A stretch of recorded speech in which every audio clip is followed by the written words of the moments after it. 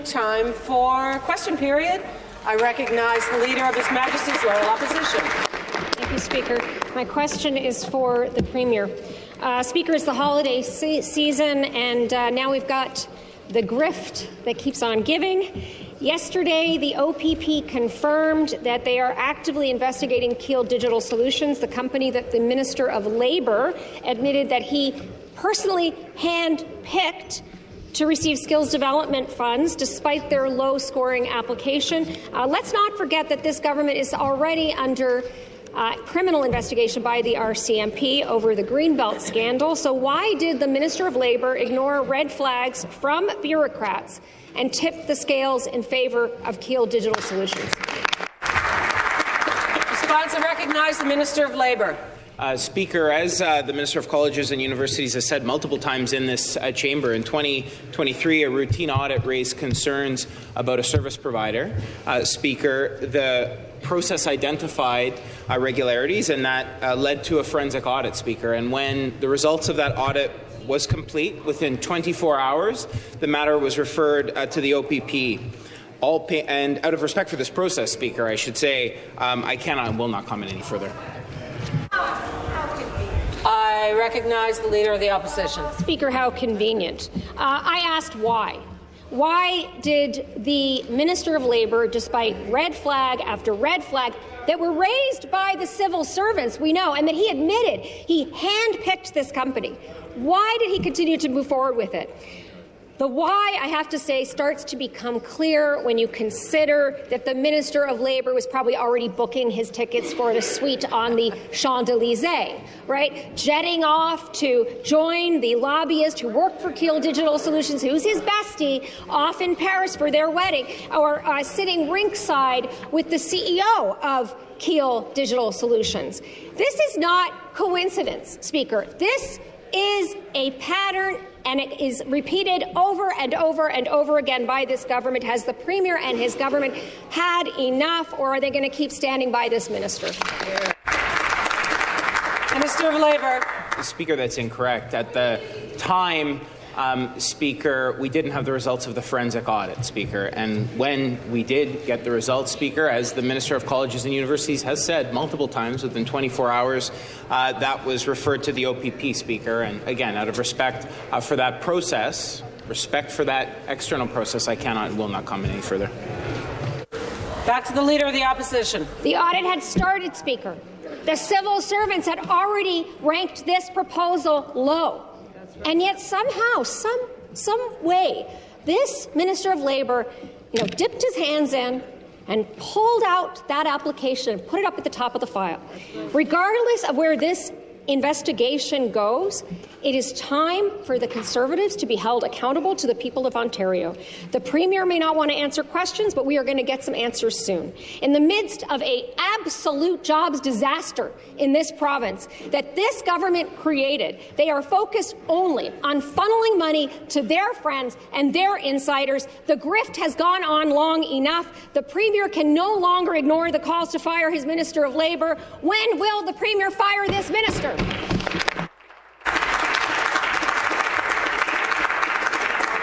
Minister of Labour. Speaker, again, I would say at the time, Speaker, we had no results of any audit, Speaker. And once we did, as the Minister said, a referral was made to the OPP within 24 hours, Speaker. It shows that the system is working, Speaker. Question, the Leader of the Opposition. This minister should do the honourable thing and resign. I think it's very clear. I mean, the only people that this government is working for are their insiders, their donors. But I want to talk about this government's track record of disrespecting taxpayer dollars.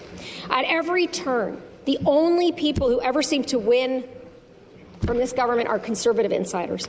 During the pandemic, we saw companies like FaceDrive and Shoppers Drug Mart, Galen Weston, Keel Digital Solutions receive government contracts, and now those same companies are getting skills development fund money.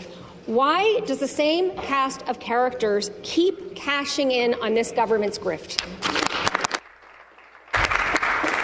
Minister of Labour. As we've said on multiple occasions, Skills Development Fund has gone to organizations that used to traditionally support the NDP, Speaker, who've abandoned them because they abandoned them. They abandoned them when they opposed Highway 413 and the Bradford bypass. They abandoned them when they opposed our infrastructure plan, and those organizations and those unions are supporting this government because we've got a plan to nation build. We've got a plan that's going to put their workers to work, that's going to ensure we build a stronger Ontario, Speaker. We're going to keep working for those workers, providing training pathways for them to build a stronger Ontario. Supplementary, the Leader of the Opposition. Speaker, well, let's look at Supply Ontario as an example, shall we? There's so many examples. But this was something that was supposed to help Ontarians, and it is once again helping well-connected Conservative insiders by the look of it. $1.4 billion, taxpayer dollars, going up in smoke because of this government's bad deals. And guess who's in charge, Speaker? The Premier's own former Chief of Staff. This is either gross mismanagement or it is a total grift once again. Was Supply Ontario set up to be another pay-to-play scheme for this government? Recognize the Minister of Public and Business Service. Kermit. Yeah, thank you very much, Speaker, and appreciate the question. We had an unprecedented situation affect the province of Ontario back in 2020. It was called COVID. Supply Ontario had to run around the world with the Government of Ontario to get PPE, which the opposition actually supported. We were in a mad dash to get PPE.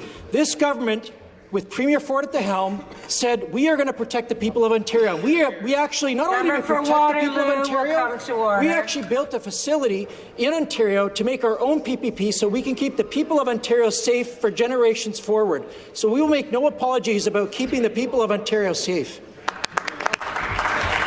Final supplementary, Leader of the Opposition. Speaker, license plates that you can't see, signs too big to read, and now we've got masks that nobody can use going up in smoke. Only about 2%, by the way, of the masks, the PPE, made it to our hospitals who desperately need it, Speaker. And you know what? It is always regular Ontarians. It is always regular Ontarians who pay the price. People out there are stretching every dollar while this government is just only ever focused on what deals are going to make the best and the most money for their friends. What is wrong with these people? Speaker, what is wrong with these people?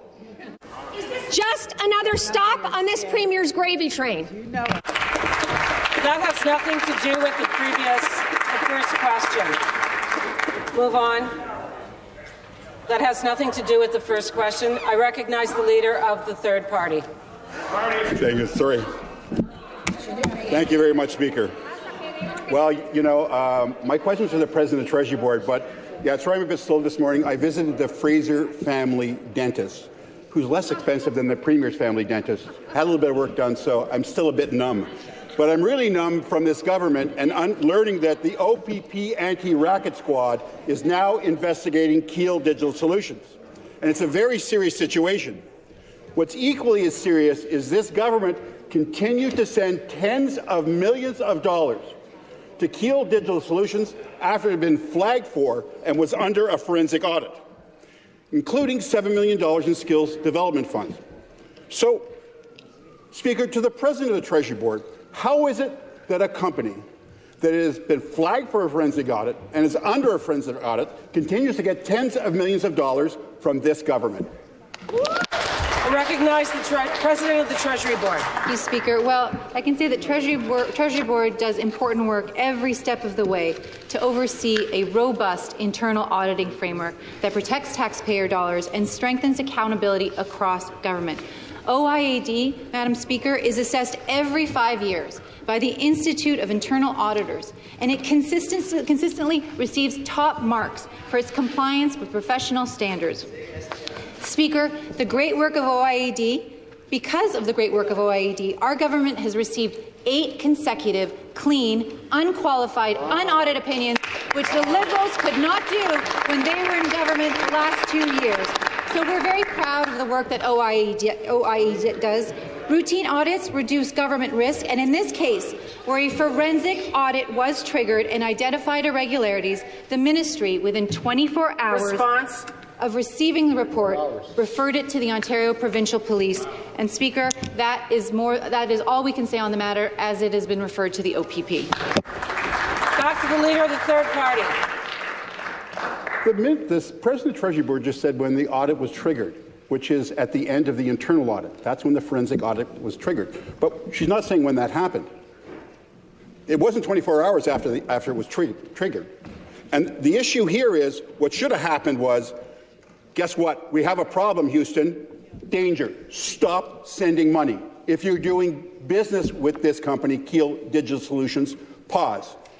At the time that it was triggered, it triggered a forensic audit. Not when it happened, when we knew there was a big problem.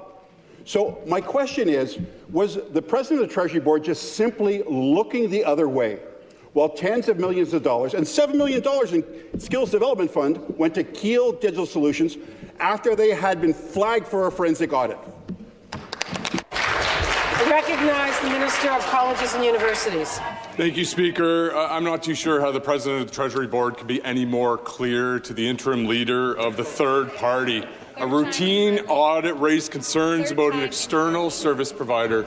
We do routine audits regularly of our external service provider. That process identified irregularities that led to a comprehensive forensic audit of the organization in question. The results of that audit recommended that the matter be referred to the Ontario Provincial Police. As we've stated numerous times in this House, within 24 hours, Speaker, we referred the matter to the OPP. As the President of the Treasury Board mentioned, we will not be commenting any further because it's before the OPP at this time. Thank you. Back to the Leader of the Third Party. The earlier infomercial from the President of the Treasury Board on what her responsibilities are. Okay? We already knew that. When the audit was triggered, the forensic audit was triggered, that's when the clock started. Yet they continued to give tens of millions of dollars, including $7 million to Keel Digital Solutions. And that $7 million, the Minister of Labour intervened on behalf of the company to give it to them. And his close friend, Michael Rutherham, was the lobbyist. He was also hanging out at a Leafs game at the Glass with a director of that company. Yet they still got money. Even though we knew we couldn't trust them, they still got money. So I don't know how the President of the Treasury Board can explain that, other than that she was either not doing her job or she's looking the other way. Which is it? Minister of Labour. Thank you, Speaker. Speaker, the member doesn't understand it because when he was in power, they didn't have 8 consecutive unqualified audits. As the President of the Treasury Board said, we have strong systems in place. And when the results of that audit was given to government, within 24 hours, Speaker, it was referred to the OPP. Subsequent to that, all payments across all ministries stopped. That's the system. That's the system working, Speaker. As the matters before the OPP, I cannot and won't comment any further. Thank you. Leader of the Third Party. So back to the President of the Treasury Board. I don't know how I can explain this any more clearly. It's when you knew you had to do a forensic audit that you should have said, stop sending money. But you know what? This government, Friday, we learned that they like sending money to people we can't trust. And we know that there was $1 million of Skills Development Fund that was sent to Connex to test their AI chatbot. And we know that the CEO, Sivan Natharantham, was sanctioned by the Ontario Securities Commission. He received a hefty fine and a 3-year ban from being a director. It's serious stuff.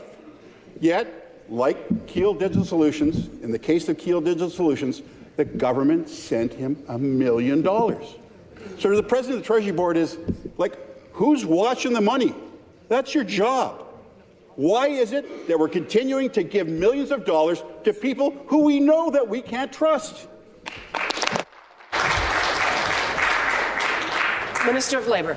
Speaker. As I've said before, we've got over 400,000 tech workers in this province, another 100,000 thanks to the work of this Premier and this government. It's a sector that member said in their platform that they support, and then says later that it's antithetical to the idea of getting people into jobs, Speaker. Well, in actual fact, it's supporting workers of this province, and it's incumbent on us to make sure we have training available and ready to support those workers, Speaker. What that member conveniently also excludes is that he reviews the support. He should review the support that individual provided his party, Speaker. But again, that's not what this fund is about, Speaker. This fund is about training workers for better jobs with bigger paychecks, and that's what we'll continue to do. Back to the Leader of the Third Party. Okay, if the Securities Commission stuff wasn't enough, we know that Mr. Navaratnam came to us in the pandemic and said he had a tracking technology that was made in Ontario and that he would create 70 jobs. Well, what happened? Well, he didn't create 70 jobs. It wasn't from Ontario. It was from China. And by the time he had $2.1 million of our money, the government stopped sending him money. He'd asked for 2.5. We gave him 2.1. So he literally told us something, and we can't trust him. He lied to us. And then the government says, we'll still give you money in the Skills Development Fund. How can that be? How does that make any sense? How can the President of the Treasury Board sit there and tell us that she's protecting taxpayers' money when that kind of stuff is happening in this government? Minister of Labour.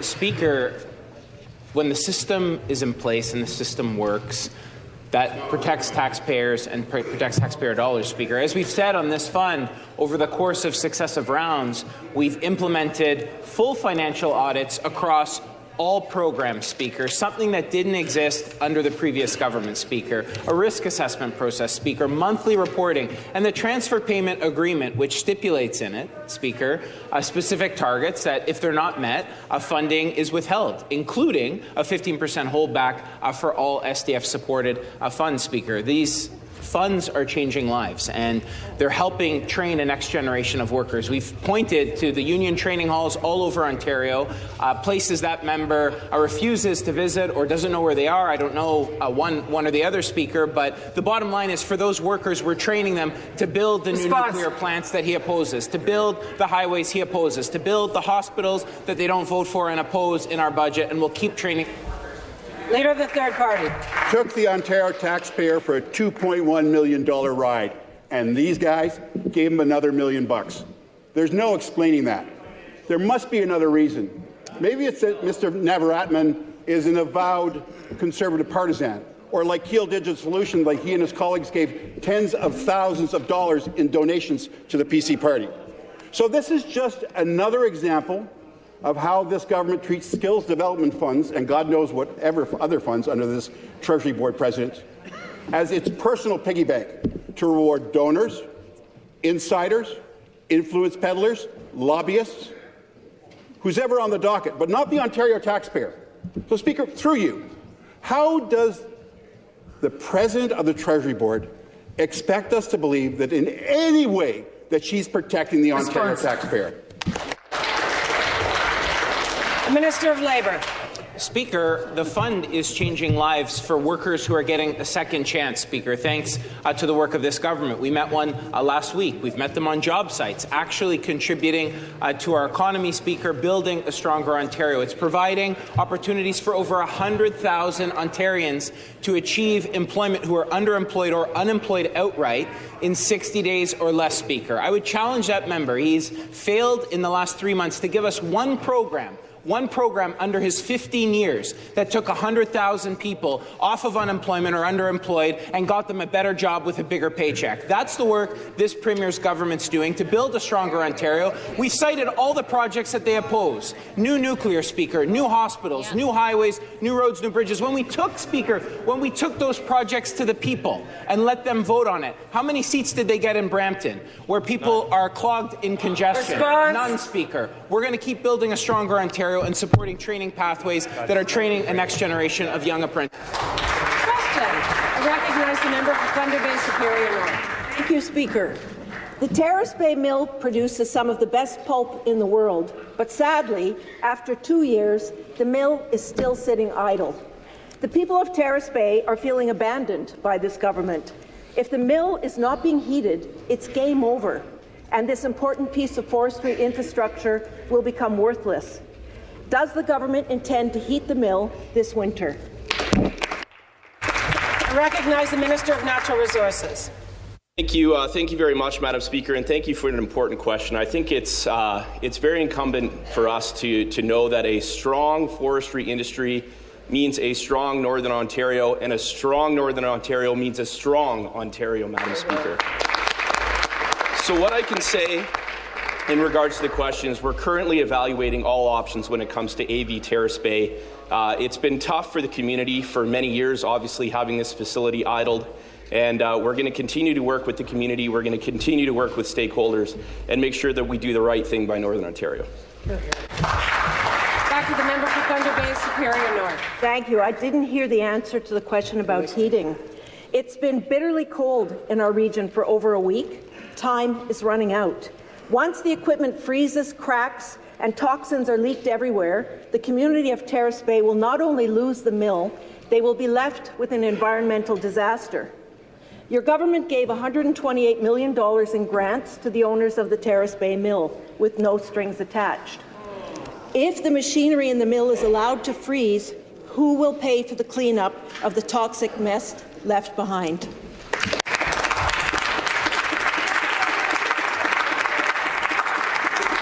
Minister of Natural Resources.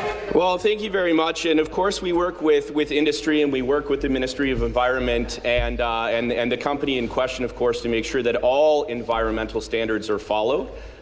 We venture to make sure that those investments are, of course, being upheld when we talk about money that has been put into those projects. But what I can assure you, Madam Speaker, is for too long the forestry industry was ignored in Northern Ontario, and this government is putting its money where its mouth is, making the necessary investments to keep this sector thriving. There'll be more to come over the next few months, Madam Speaker, as we unveil a new plan when it comes to forestry here in the province. We're working through the process right now, and we're going to have some more great news that's going to support this fantastic industry that contributes over $20 billion to the province's GDP. I'm glad to see the opposition finally taking an interest in forestry, Madam Speaker. Question. I recognize the member for Nepean. Thank you, Madam Speaker. Every single day, we get another insane skills development story. And you know, if the roles were reversed today, if this was being done under Kathleen Wynne and the previous Liberal government, you all would be screaming for our resignation here. You all know it. It stinks. This is why I see none of you standing up when this minister has to defend the indefensible day in and day out. Let's be real. With 2 police investigations now circling the government, that's 2 police investigations. The RCMP on the Greenbelt, and now an OPP investigation, a recipient of the Skills Development Fund. Ontarians are rightfully worried about the appearance of impropriety and how this government manages public money. I wouldn't trust this government to operate a snowball stand at this point. Speaker, will the minister specify which anti-corruption safeguards were established and then ignored or overridden in support of these skills? Minister of Labour. Speaker, as the Minister of Colleges and Universities said, when examining a funding recipient, the matter was referred to an audit, and that audit, Speaker, identified the need to refer it to OPP. And within 24 hours of receiving that result, the government did just that. So that shows that the system is working, Speaker. Speaker, it's a system that we've strengthened through the Skills Development Fund, through financial audits that are required for all recipients, Speaker, for a program that's helped 100,000+ people find employment within 60 days or less, Speaker. There wasn't a single program like that in the 15 years that the Liberals held government, Speaker, because their program was to drive 300,000 jobs out of Ontario, Speaker. We'll work hard to create the conditions to attract investment and to support men and women to create jobs at this province and to help the training to help them land a better. Back to the member from Nepean. Thank you, Madam Speaker. That answer wandered so far that I hope it packed a lunch. Man, you guys are obsessed with the previous Liberal government. By the way, you've had 8 years. 8 years. You love to pin the blame on a government that hasn't been here in 8 years. What have you done in 8 years? Seriously, record high unemployment. People can't find jobs. The people in my riding can't get access to health care. And you stand here and try to defend the indefensible every single day. Speaker, if the minister clearly didn't answer my question, so let me try this again in the clearest terms possible. Which specific safeguards were missing from the Skills Development Fund? Conflict of interest controls, which I would argue the minister himself is a conflict of interest, evaluation audit trails, political staff restrictions, and stronger mattresses. Let me know. Minister of Labour. Speaker, the member himself brought up the previous government, hence why I referenced it in my response. Speaker, the member talks about the system, and as we've said, the system in place, within 24 hours, this matter was referred to the OPP, and all subsequent payments across all ministries were stopped. That's a system, Speaker, that works, and we will respect that process. And out of an abundance of respect for that process, I won't comment on that matter any further, Speaker. I recognize the member for Eglinton Lawrence.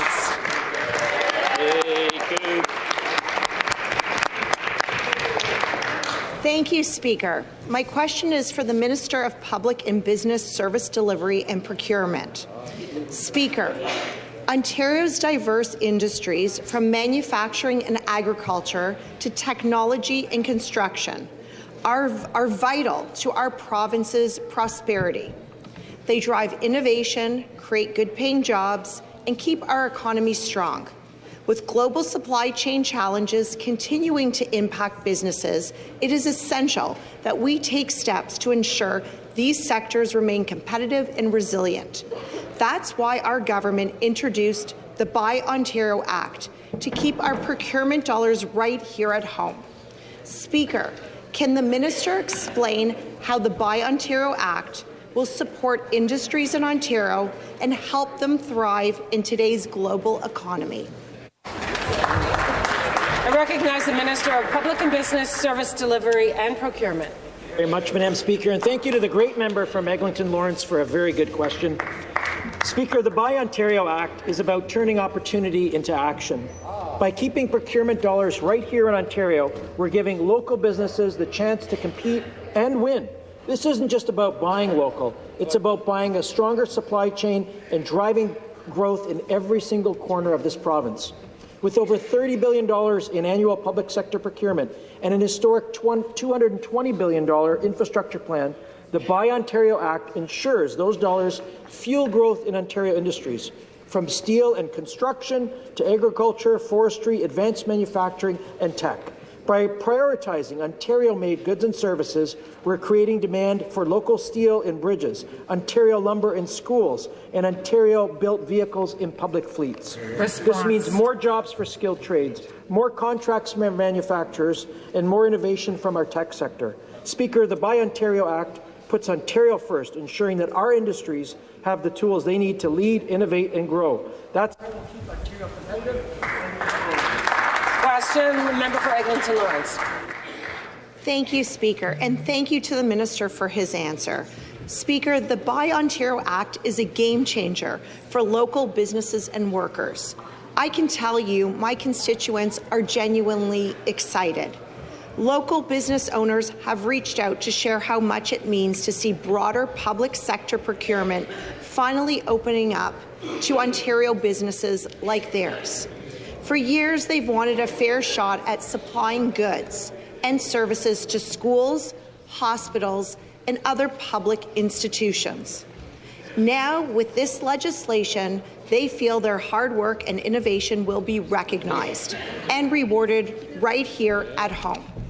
Speaker, can the minister share what he's heard from industry leaders about this groundbreaking legislation and how it's being received across Ontario. Back to the Minister. Thank you very much, Madam Speaker. Speaker, since introducing the Buy Ontario Act, industry sources and officials have been outstanding. The response has been incredible. Leaders across key sectors see this as a turning point for Ontario's economy. Infrastructure Ontario calls it, quote, a partnership that strengthens the provincial economy. Metrolinx says it's critical for supporting local suppliers in major transit projects. The Canadian manufacturers and exporters praise the Act for safeguarding jobs and driving innovation, while Supply Ontario highlights how it modernizes procurement. The cement industry of Canada applauds the focus on domestic supply, and LiUNA calls it a guarantee that Ontario workers and materials lead our infrastructure build-out.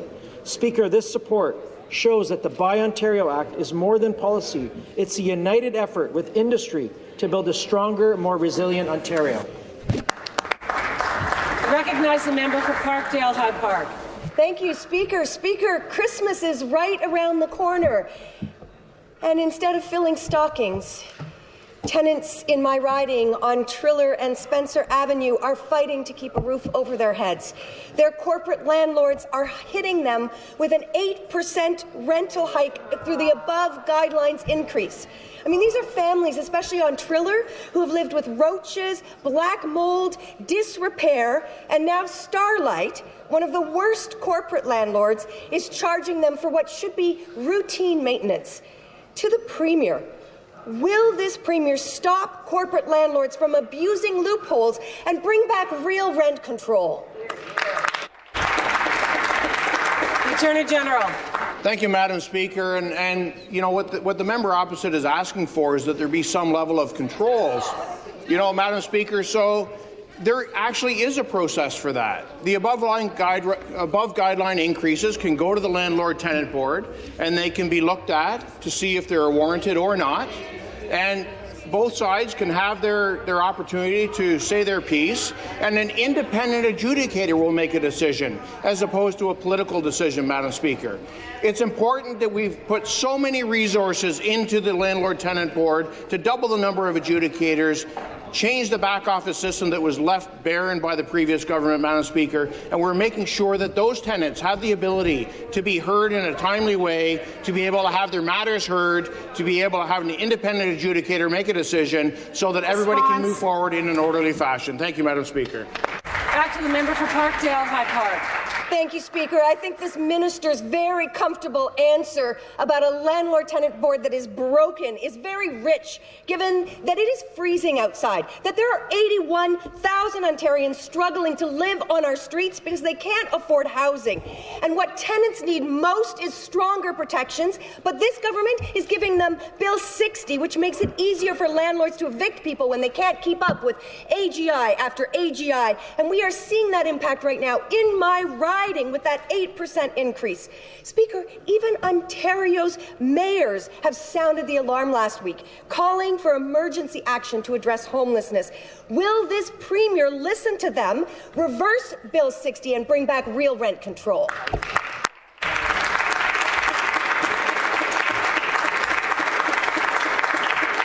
Minister of Municipal Affairs and Housing. Well, thank you, Speaker. Bill 60 is a great piece of legislation, and I think if the members opposite really studied it, they'll see with the Landlord-Tenant Board, we're creating balance and fairness. 80 more adjudicators. We have up to 80. We doubled the adjudicators, number one. Number two, more money to fund this work, and we have lowered the backlog by 80%. Speaker, we continue to create the conditions to get more rental housing supply in the market. That's what it's all about. With supply comes competition. With competition comes affordability. That's what we're creating, Speaker. That is what we're going to continue to do. I recognize the member for Toronto, St. Paul's. Speaker, and this is to the Premier. Congratulations. Another day and another company funded from the Skills Development Fund now under investigation. Given that we're seeing repeated failures of oversight and accountability, maybe this government's new motto should be cash first, questions later.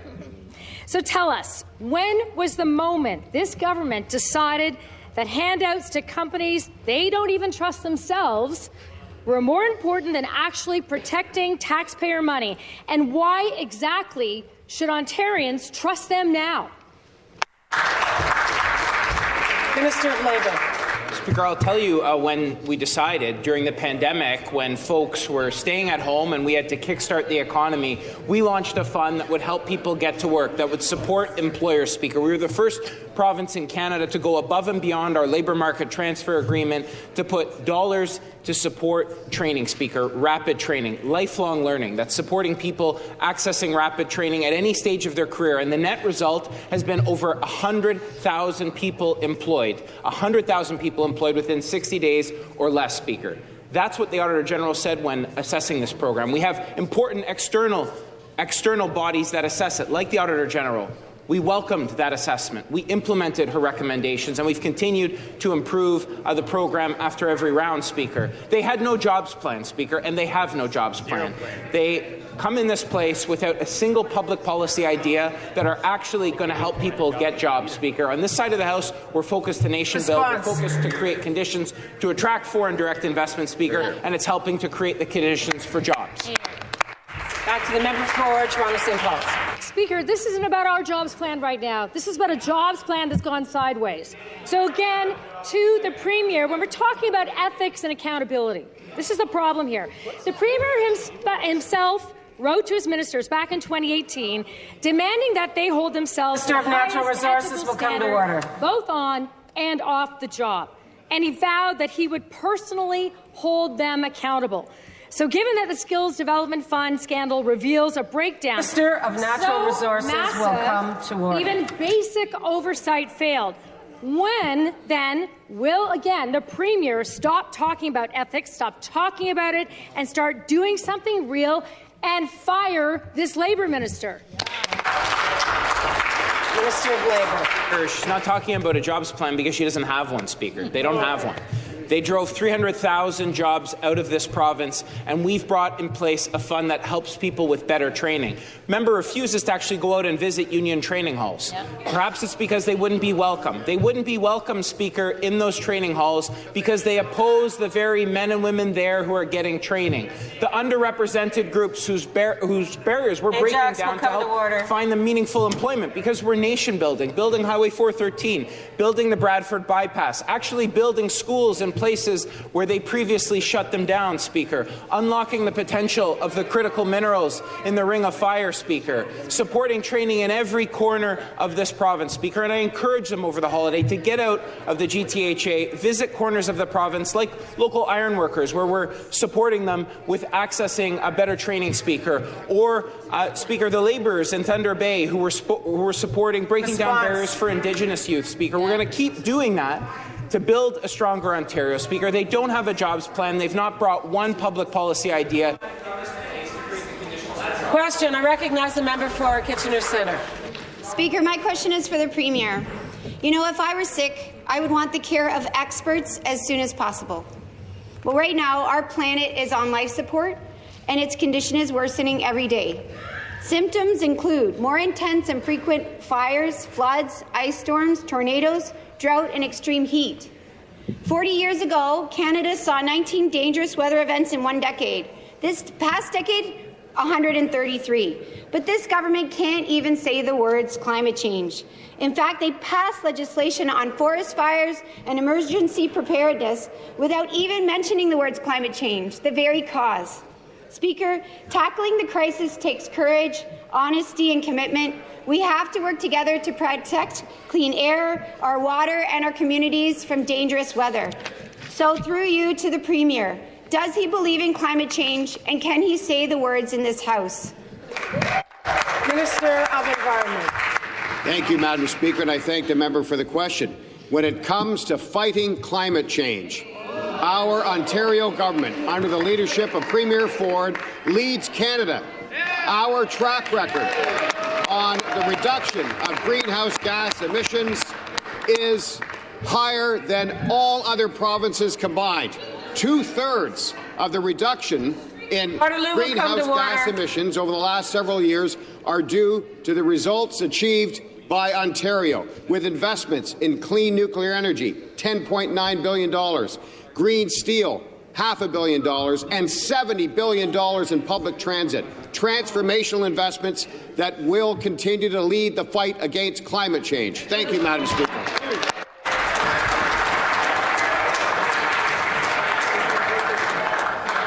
I recognize order.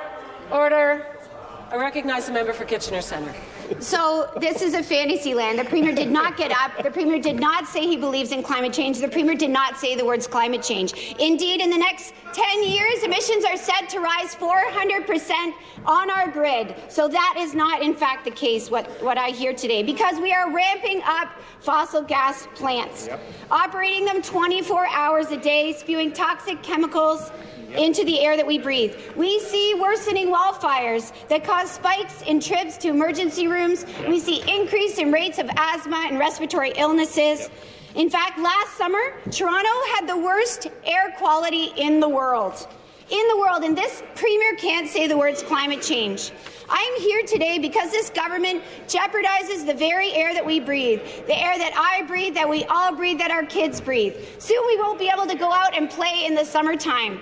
So again, to the Premier, how can he claim to be protecting Ontario when he keeps putting the excess profits of Enbridge and American gas companies over people and planet?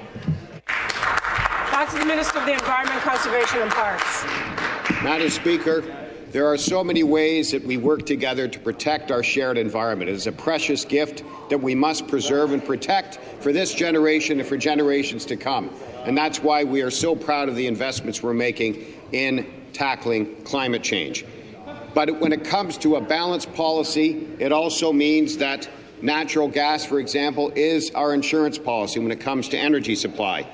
When it comes to the Independent Electricity System Operator, IESO, it found that phasing out natural gas by 2030 is not feasible and could trigger blackouts while raising residential bills by 60%. That's about $100 more per month on average for households. So it's about balance. It's about protecting the environment, delivering an energy supply that is affordable and sustainable, that creates jobs and doesn't chase jobs out of the province. Thank you, Madam Speaker.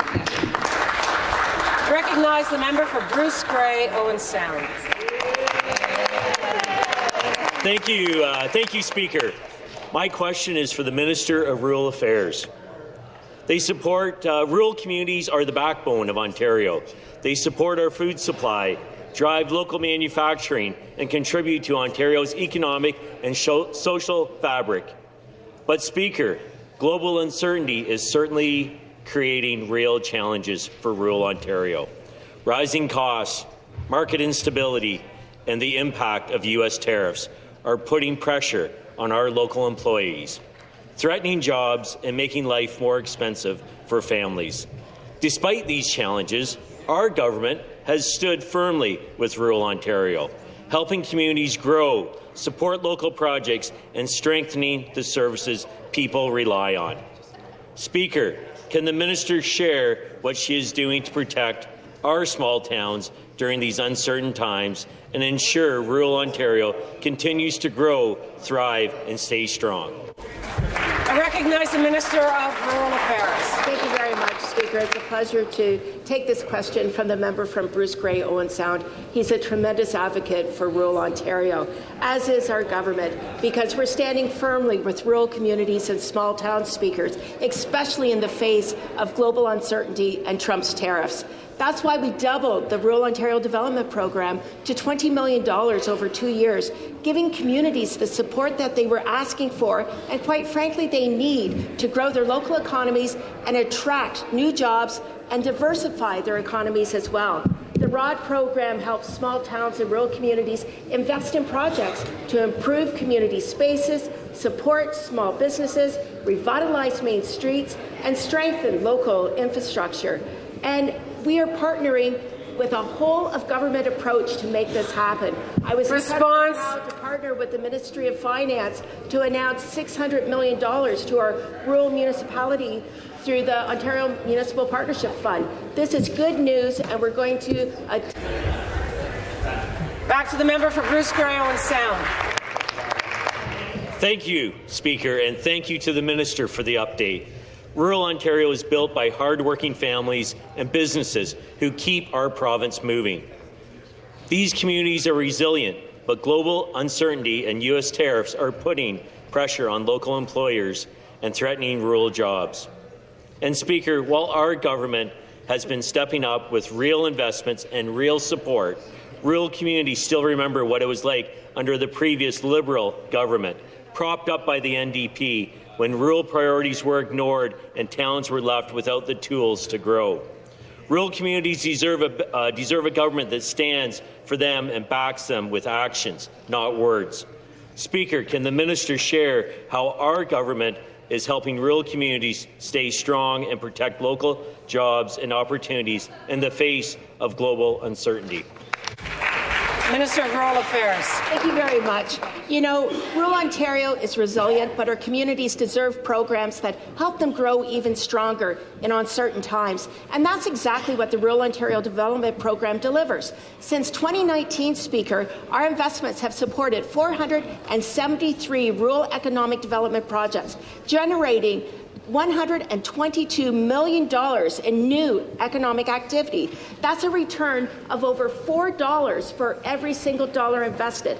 That's good news. And just this year alone, for the current intake, we had over 800 inquiries, and our field staff facilitated 235 one-on-one coaching sessions. This is great news because it demonstrates that we are a government that understands the needs of rural Ontario. But let's talk about the outcomes. For instance, in Uxbridge, a downtown revitalization effort supported a 63% increase in local employment and over $1.5 million in building improvements. Speaker, we are making sure that we are standing with rural communities and small towns across this province, and we're going to continue to bring new things to the table. I recognize the Leader of the Opposition. Thank you, Speaker. Well, we've got a just-in-time question for the Premier. Respect for the taxpayer dollar. Remember that? That used to be at the heart of this Premier's politics. He used to rail on about stopping the politicians' gravy train. And now we've got a Minister of Labour who's got champagne problems. We got him jetting off to Paris to party with lobbyists for companies that are now under OPP investigation. We've got a Premier whose family dentist is cashing in on the government's grift. We've got a campaign manager who's benefiting by the hundreds of millions of dollars from this Premier and the deals that he's making. Is the Premier refusing to fire his Minister of Labour because the Premier is actually behind all these decisions? Minister of Labour. Speaker, what we're behind is creating the conditions for economic opportunity, creating the conditions to attract jobs. Over 100,000 people employed through this fund, Speaker, within 60 days or less. But you know what, Speaker? They'll have to have a job to go to. And that's what this Premier and members on this side of the House get up every morning to do, to create the conditions for economic opportunity, Speaker. We've grown revenue in this province by billions and billions of dollars, Speaker, created the conditions to attract billions, over 50 in foreign direct investment, Speaker. That's created the conditions last month to almost exceed half of what was created in the entire United States, a population far larger than ours, in 1 month alone, Speaker. Yeah. That's what happens when you commit to nation build, when you commit to building highways, roads and bridges. That leader, Speaker, has been abandoned by organized labour, abandoned by unions, Speaker, because she turned her backs on those workers who are collecting a paycheck thanks to investments by this government, by this Premier. Back to the Leader of the Opposition. Oh, Speaker, the Premier doesn't have the guts to get up and answer a question, ever. Never has the guts to get up and answer a question about this Minister of Labour. Why has he not asked for this Minister of Labour to resign? Why hasn't he fired him yet?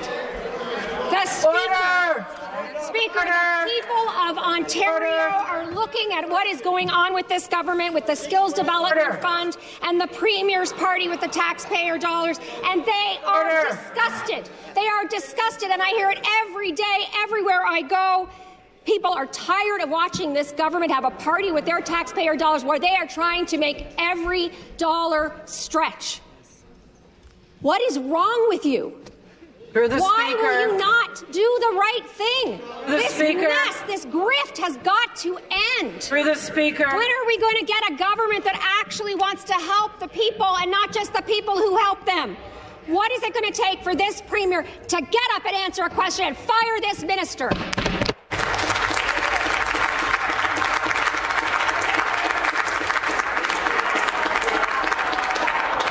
Minister of Labour. Order. Order. Speaker, when we visit places of employment across Ontario, they're concerned about President Trump, about the tariffs, about creating opportunity and nation building. We've asked, Speaker, the Leader of the Opposition, to name one Labour union, just one that she's visited, Speaker, who are collecting a better paycheck thanks to the investments of this government. Speaker, she can't. She can't because organized Labour abandoned them. They abandoned them, Speaker, because they don't take a single public policy Opposition Leader will come to order. That will help get those people jobs, Speaker. Opposition In every Leader will come corner to of order. Ontario, we're advancing a progressive training model that's leading to more completions, more young people entering the trades, more underrepresented groups entering the trades, and they've all got to have a job to go to, and that's what we're doing through nation building, building highways, roads, bridges. Organized Labour has abandoned her because she abandoned them when they didn't have... Question. I recognize the Leader of the third party. So the Premier can see we're on to this game, eh? We're on to this game. We're on to the... Order! Order! Order! Order! I will start warning people. The government side will come to order. The government side will come to order.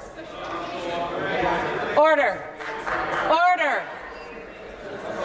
Order! The Minister of Natural Resources will come to order the next time it's a warning. Beaches East York will come to order. Order.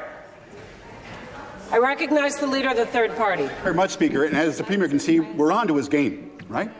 We know when he's going to be here. So we'll be ready for him when he comes.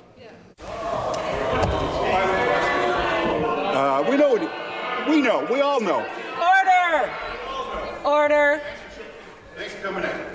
So, Speaker, by the way, I missed you yesterday. I was at the Fraser family dentist, and I can guarantee you, Speaker, he's not nearly as expensive as the Premier's dentist. But the question is why does this government continue to give money to people that we can't trust?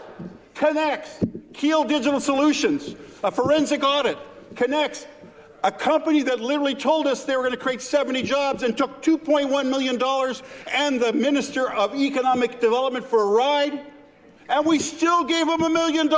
What kind of shop are you running, Premier? Minister of Labour. Speaker, as we've said, a system that identifies the need for an audit is a system that works, a system that then, within 24 hours of receiving that, makes the appropriate referrals, is a system that works, Speaker.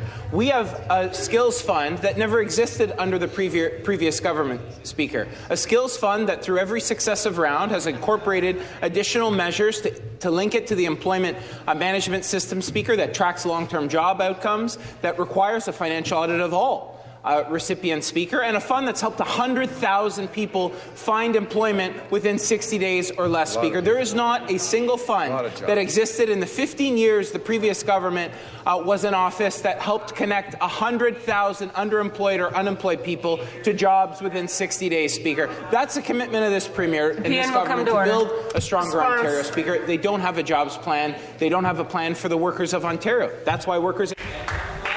Back to the Leader of the third party. There's a good thing there's cushions on these chairs or somebody would be getting splinters. So, Speaker, I'm going to ask again, how is it that the government continues to give tens of millions of dollars to people that we can't trust? People who took us for a ride, people who have been sanctioned by the OSC, right? People who have been fined, who have been banned from a directorship. Yes, I'm over here, Premier. Why are we sending people money? People who we can't trust.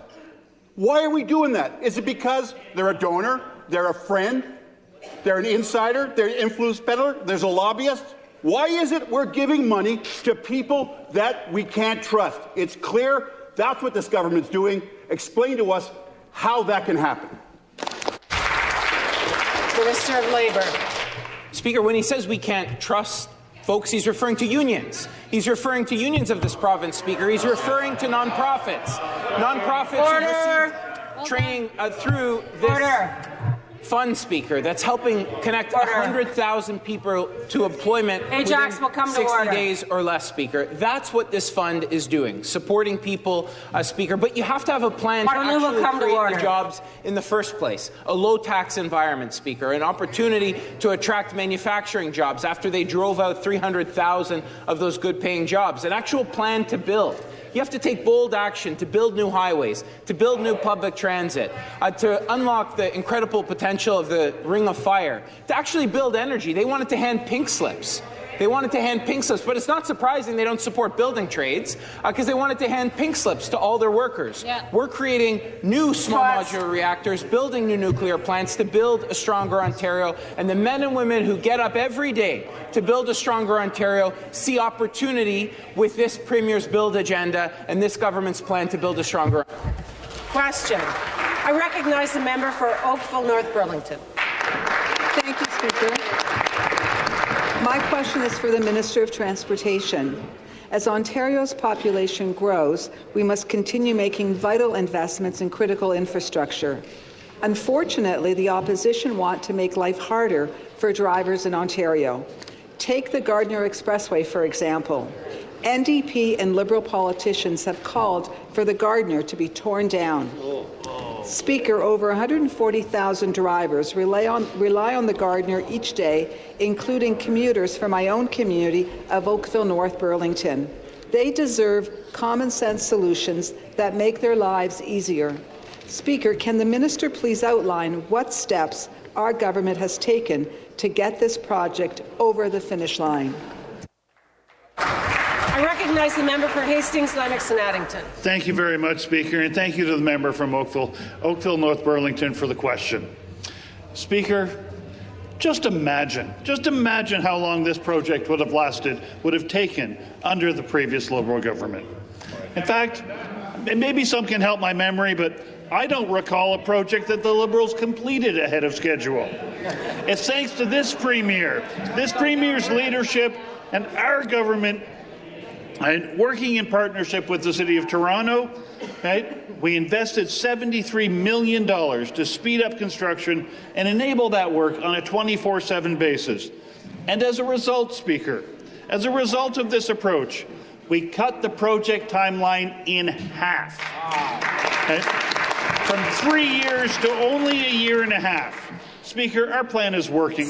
We're investing in highways and transit to tackle gridlock, and now the 140,000 drivers who rely on the Gardiner every day will save 22 minutes each way. Question back to the member for Oakville, North Burlington. Thank you, Speaker, and thank you to the parliamentary assistant for the answer. Speaker, families and businesses remember the Liberal record when they were in office. Ontarians paid more and got less. The Liberals watched as key infrastructure aged and congestion got worse.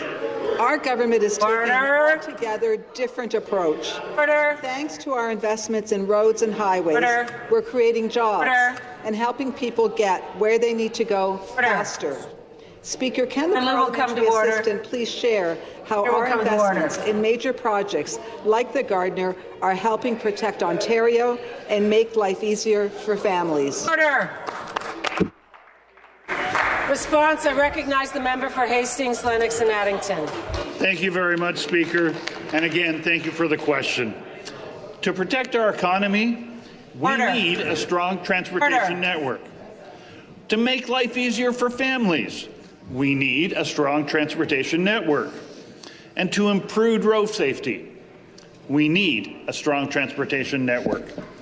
It's so an electrician can respond to more calls instead of sitting in gridlock. Parents can spend more time with their kids and less time in traffic. And our highways are in a safe condition so that we can prevent accidents even before they happen. Speaker, this is why we're investing $30 billion in roads, bridges and highways.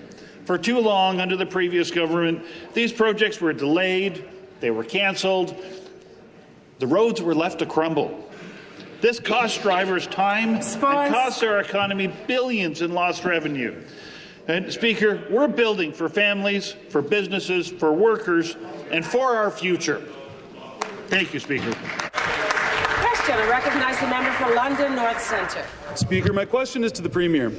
The failures of the Conservative government are visible in London and in downtowns across Ontario. People have been abandoned without a path forward or without housing because of choices made by this Conservative government. Conservatives scrapped rent control, refused to build enough affordable and supportive housing, and have failed to invest properly in mental health and addiction services.